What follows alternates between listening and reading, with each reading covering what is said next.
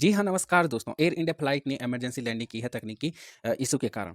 हवा में 4 बार डर, 3 यू टर्न, 1 इमरजेंसी लैंडिंग 36 घंटे के अंदर। अब हाल ही में अहमदाबाद में इतना बड़ा क्रैश हुआ है फ्लाइट का, जो फ्लाइट अ, इंडियन एआई 171 का जो फ्लाइट था, वो क्रैश हुआ है। फिर उसके बाद केदारनाथ में एक हेलीकॉप्टर क्रैश हुआ। फिर अभी हांगकांग से दिल्ली आ रही प्लेन, बीच में कुछ तकनीकी इश्यू के कारण वापस हांगकांग में उसने लैंड किया है।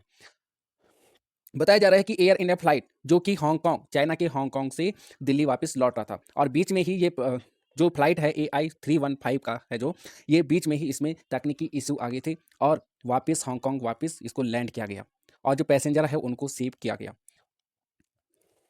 अब बताया जा रहा है कि जो फ्लाइट है, जो डिस्प्ले स्क्रीन जो शो कर रहा था, वो ये है कि फ्लाइट एआई 315 है, जो ये अब आफ्टर एयर इंडियन बोइंग जो 787 का जो ड्रीम लाइनर जो प्लेन है, जो उसी का ड्रीम लाइनर प्लेन था जो अहमदाबाद में क्रैश हुआ है, सेम उसी का था और न्यू न्यू दिल्ली वापस लौटा था और हांगकांग से वापस लौटा था। टेक ऑफ के बाद पता चला है कि इसमें कुछ तकनीकी इशू आ गई है। उसके तुरंत बाद वो वहीं से उसने यू टर्न लिया और हांगकांग एयरपोर्ट में उसने लैंड कराया। यानी कि जो हांगकांग हांगकांग से 12 बज के 16 मिनट में इसने टेक ऑफ लिया और 12 बज के 20 मिनट में इसने कहा दिल्ली पहुंचना था। दिल्ली उसने पहुंचना था। ये अच्छा हुआ कि बीच में ही पता चल गया, पायलट को समय पे ही पता चल गया कि इसमें कुछ टेक्निकल इशू है। नहीं तो हमें फिर एक और बड़ा हादसा देखने को मिल जाता अहमदाबाद की तरह। यहाँ पे जो अहमदाबाद में जो फ्लाइट जो क्रैश हुआ था, उसमें 270 लोग मरे। 12 जून 2025 को जो अहमदाबाद से लंदन जा रही थी, जिसमें जो ये फ्लाइट था बोइंग 787 का ड्रीम लाइनर था, जो 242 पैसेंजर को लेके लंदन जा रहा था, जिसमें क्रू क्रैश्ड हो गया इनटू अ मेडिकल कॉलेज। एक मेडिकल कॉलेज का जो हॉस्टल था, उसमें एक क्रैश हुआ है। और ये बड़ी बात तो ये है, टेक ऑफ के सिर्फ 1 मिनट से कम, टेक ऑफ का 1 मिनट भी नहीं हुआ था, ये क्रैश हो गया था।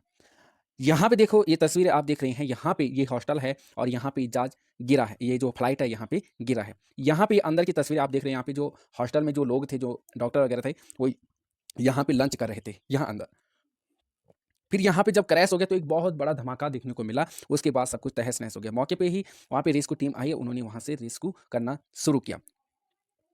यहाँ पे जेसीबी भी यहाँ पे रेस्क्यू वर्क में लगी हुई है, क्योंकि वहाँ पूरा तहस-नहस हो गया था। जो वहाँ पे फ्लाइट का मलबा था, उसको वहाँ पे हटाना था, लोगों को वहाँ से ढूँढना था, उनको निकालना था। यहाँ पे आप देख सकते हो कि हालात इतनी ज़्यादा गंभीर हो गई हैं, हालात इतनी ज़्यादा गंभीर हो गई थी कि यहाँ पे उनको पहचानना बहुत मुश्किल हो रहा था, क्योंकि पूरी तरह से जल गए थे उस आग की गोली में। अब यहाँ पे क्या हो रहा है कि यहाँ पे जो विक्टिम के रिलेटिव्स हैं, उनसे ब्लड सैंपल लिया जा रहा है फॉर डीएनए के लिए। अब डीएनए रिपोर्ट से ही उनको पहचाना जा सकता है, डीएनए करा के ही उनको पहचाना जा सकता है कि ये विक्टिम किसके हैं। यहाँ पे सिर्फ एक ही आदमी, 242 लोगों में से सिर्फ एक ही